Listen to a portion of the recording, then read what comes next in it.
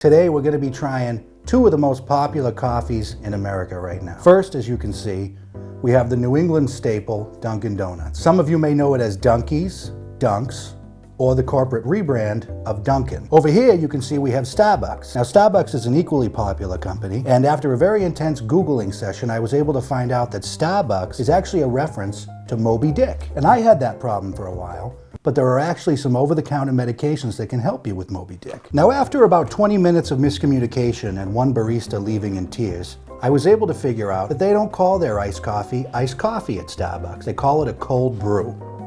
All of a sudden I feel like getting on my 10-speed and riding to work in the financial district. Oh my God, I just want to tell everybody I drive a BMW. It's actually kind of making me want to tell people about the time I went to Italy 16 years ago, but talk about it like I go every year and tell people they've never really had Italian food unless they've been to Italy.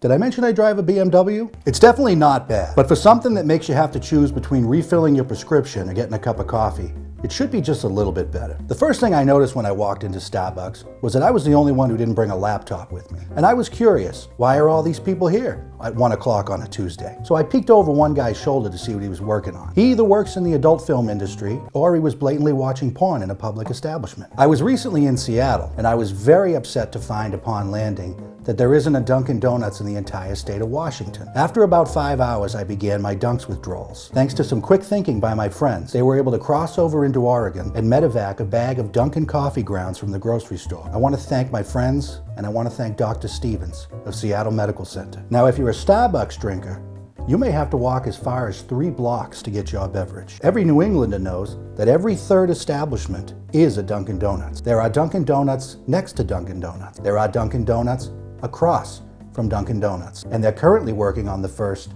Dunkin' Donuts inside of a Dunkin' Donuts. Now Starbucks, I'll tell you what you're doing wrong with your cold brew. Everyone knows an iced coffee has to have at least 3 fingers of regular sugar and 2 fingers of thick cream. When I got to Starbucks, I was really hoping to pair my cold brew with one of my favorite donuts, the Boston cream pie. And after some heated discussion and a visit from the local sheriff's department, I learned they don't carry them there, and that you can't really throw the word cream pie around too much. So in conclusion, this is probably going to look a lot better in the cup holder of your Tesla. And you'll probably only have to stop once to piss. While you're at it, you can charge your goofy space car. Now this big guy will last you all the way from Worcester to Provincetown. And if you don't finish it, you can use it to huck at the guy behind you who's driving a BMW, drinking a Starbucks, and tailgating you even though you're going 20 over the limit.